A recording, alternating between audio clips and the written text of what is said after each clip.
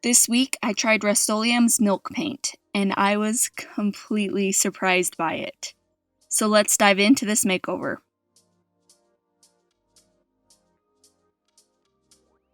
I picked these nightstands up from our local thrift store. One was $15 and the other was $25.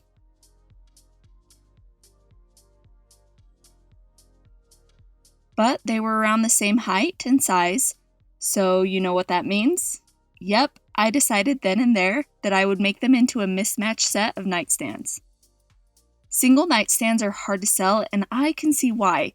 I personally don't have a use for a single nightstand or end table, so when I can make a pair from two different tables, I jump for the opportunity.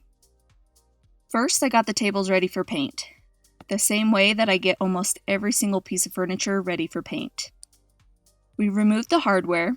The hardware on the drum table was nailed in as well as screwed in, so I had to pry them off.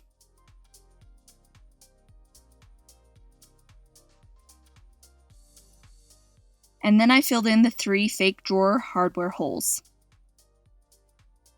Then my husband cleaned the tables with Krud Kutter to remove any grease, oils, or grime that were possibly left on the surface.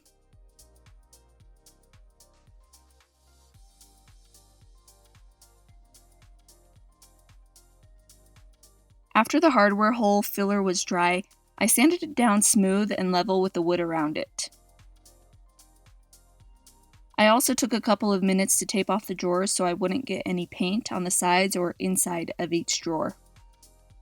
And then I sprayed them with 2 coats of clear shellac to help make the paint stick. This stuff is kind of like primer, but it's clear, so you don't see it under the paint. And yeah, it blows my mind that this stuff makes paint stick as well as it does. I'll share a little bit more about how well it makes paint stick a little bit later in this video. Here's what they looked like after 2 coats of clear shellac.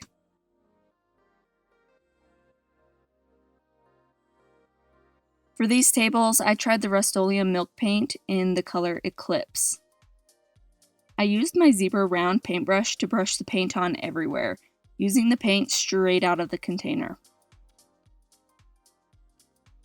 The round brush is my favorite paintbrush because the shape of it makes it so easy to paint flat surfaces, as well as curved surfaces and all of the detail that is on furniture.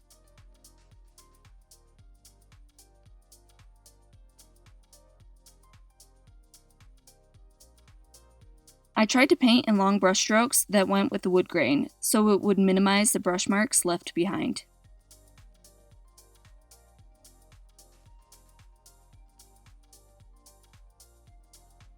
I was really surprised by the first coat. It didn't have as good of a coverage as I was expecting for black paint.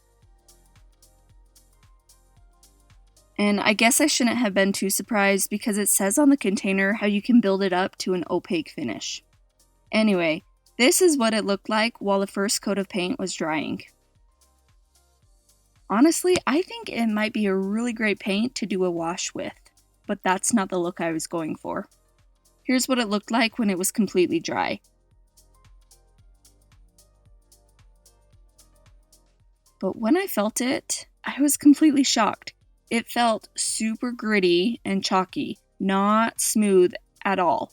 It felt more like powdered milk paint can feel. Actually, I think it's even more gritty than powdered milk paint is.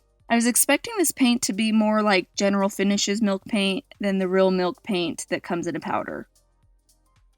So before I painted the next coat, I sanded it all smooth with fine sandpaper.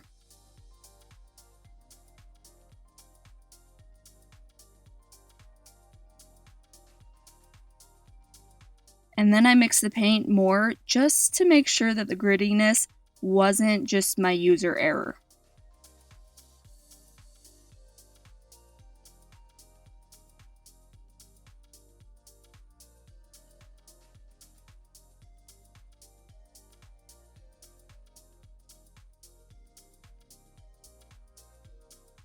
And then I painted a second coat all over.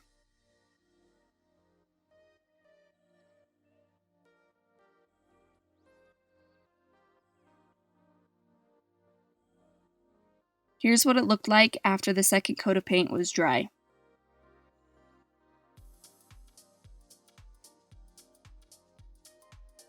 So just for fun, I scratched it after the second coat of paint to make sure that the paint was sticking well. It didn't scratch off at all. It did leave some marks behind, but that is really typical for matte paint. The second coat of paint was still very gritty, so I had to sand it smooth again. At this point, I gave up my hope to have these pieces not distressed. I could have switched to a different paint if I really wanted them to be distressed, but I wanted this makeover to be a true Rust-oleum Milk Paint makeover.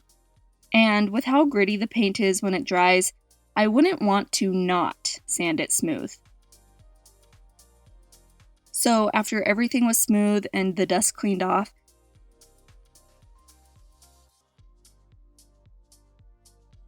I got ready to top coat the milk paint. First, I stirred my favorite water-based polyurethane really good. Yep, stirring is super important here. And then I poured it into a separate container, and I mixed a little bit of the milk paint into it to tint it. I found that tinting the water-based poly with the paint helps the poly finish look so much better. And it helps hide streaks and the fogginess that you can see after you top coat, especially dark paint colors. I used the mesh filter to try to filter out any of the grittiness from the milk paint.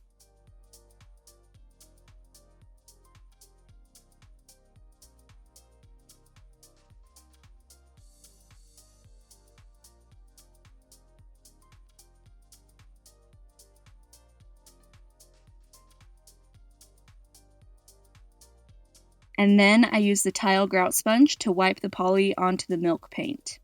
I am definitely not very experienced with applying poly by hand, but I try to work quickly without going over the same areas more than once or twice. I personally prefer to spray poly on with either a spray can or my paint sprayer, but I know it's not always possible to. So I'm trying to figure out the best way to apply it by hand and avoid getting streaks and fogginess. Maybe a foam roller would have been better. I'm just not sure. If you've perfected the science of applying poly by hand, especially over dark colors and not getting any streaks, please share your tips in the comments.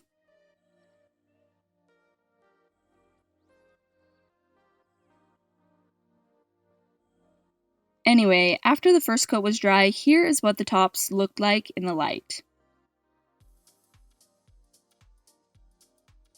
The way I wiped it on left some ridges behind, so I sanded the tops down to remove those ridges.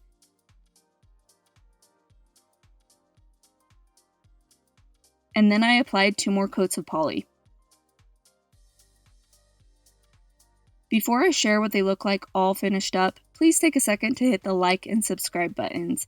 It really helps get our videos out to more people, so thank you so much. So here's what they looked like before.